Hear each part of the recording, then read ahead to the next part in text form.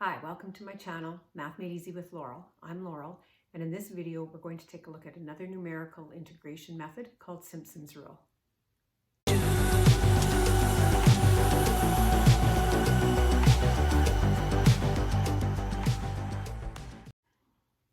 the last video we looked at a numerical method for approximating a definite integral, and that was called the trapezoidal rule.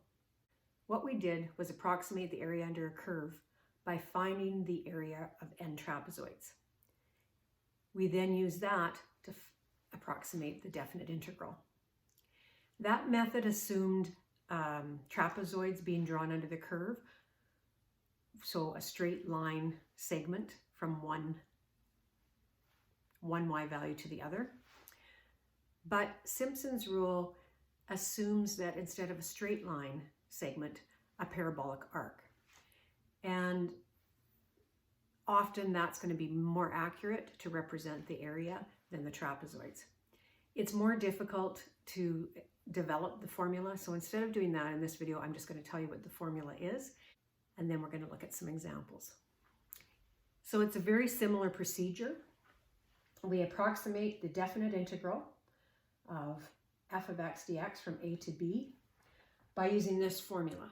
We use delta x again, but we divide by 3, and then we multiply by y sub 0 plus 4 times y1 plus 2 times y2 plus 4 y3 plus 2 y4 and so on until 2 times y n minus 2 plus 4 times y n minus 1 plus y n. So you'll notice the first and the last y values have no coefficients, and then the other coefficients alternate between 4 and 2, starting with 4 and ending with 4. And in order for that to work, n must be an even number. So this method will not work if you have an odd number of divisions. Again, delta x is defined as b minus a divided by n. Let's put this formula into practice, and we're going to do the same example that we did in the last video. So the example that we did in the last video using the trapezoidal rule was this one, the integral from 2 to 4 of 1 over x minus 1 dx. We're going to let n equal 4 again. We calculate delta x by taking b minus a and dividing by n, so we got 1/2. We then started at this x value as x sub 0. We increased by 1/2 4 times to get the next x value. So 5 halves, 3, 7 halves, and 4. And if you do it correctly, you should end up with the upper limit.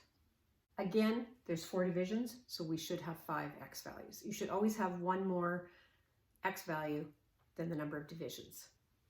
Then we found the corresponding y values. So far, we do everything the same way we did with the trapezoidal rule. So we plug these values of x into the function and find the corresponding y values. So we did that in the last video. So I already have those calculated. Now we're going to plug into Simpson's rule. Using Simpson's rule, this definite integral will be approximately equal to delta x, which is 1/2, divided by 3, times my first y value, plus 4 times my next y value, plus 2 times my next y value, plus 4 times my next y value, plus my last y value. And when I do the calculation, I get 1.100. It's important that you use your exact values at this point. Just round off after you've done the calculation. I often see students rounding off as they go, and it's preferable not to do that. So your answers will vary slightly depending which numerical method you use. And what I want to do with this particular example is I actually want to integrate it, because we are able to integrate this. We just haven't talked about how to do it yet in this series of videos. But I'm going to show you how to integrate this, and we will calculate the definite integral exactly, and then we'll compare it to the values we got using trapezoidal rule and Simpson's rule. So when we did this question using the trapezoidal rule, this is the result we got. When we did this question using Simpson's rule, this is the result we got. Both are approximations. This particular example actually can be integrated, We haven't talked about the rule yet, but some of you may have an idea because we did talk about derivatives of log functions. You may recognize that the integral of 1 over x minus 1 is actually equal to the natural log of x minus 1. And the reason we know that that's true is because the derivative of natural log of x minus 1 is 1 over x minus 1. So now we could evaluate it. So that's going to be equal to the natural log of 4 minus 1 minus the natural log of 2 minus 1. So the natural log of 3 minus the natural log of 1.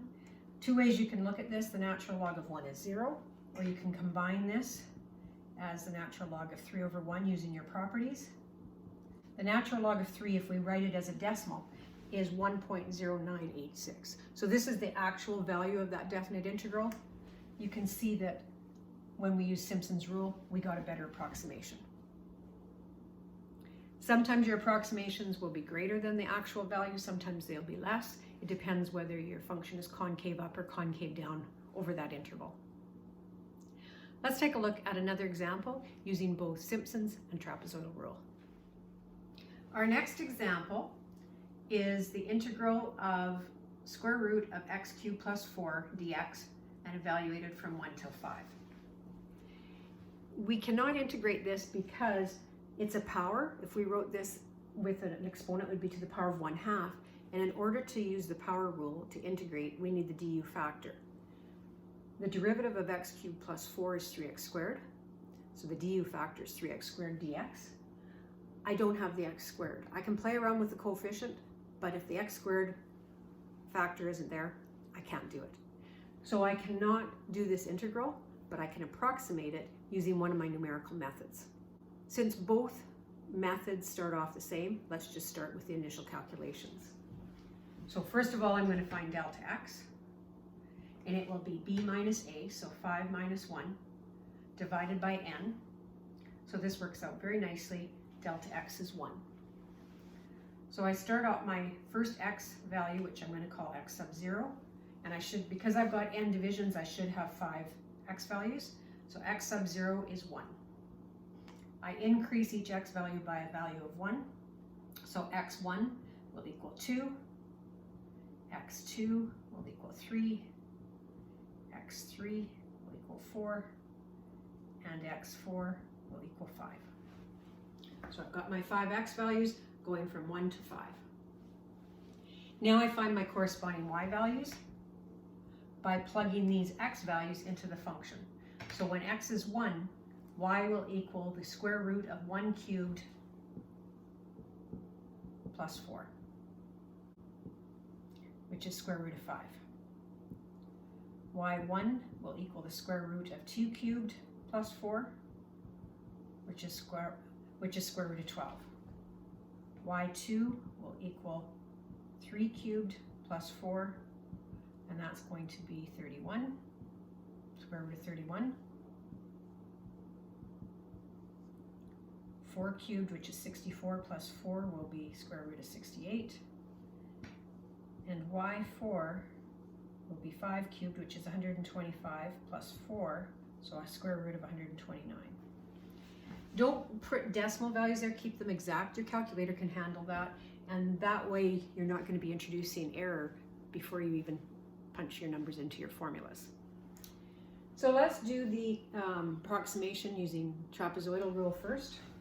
We'll approximately equal delta x, which is 1, times my first y value divided by 2, plus my next y value, plus my next y value, and so on.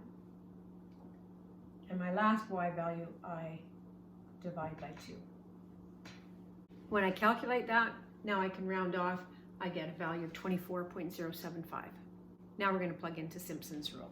When I use Simpson's rule, the formula is delta x over 3, so 1 over 3, and then my first y value plus 4 times my next y value, plus 2 times my next y value, and 4 times the next one,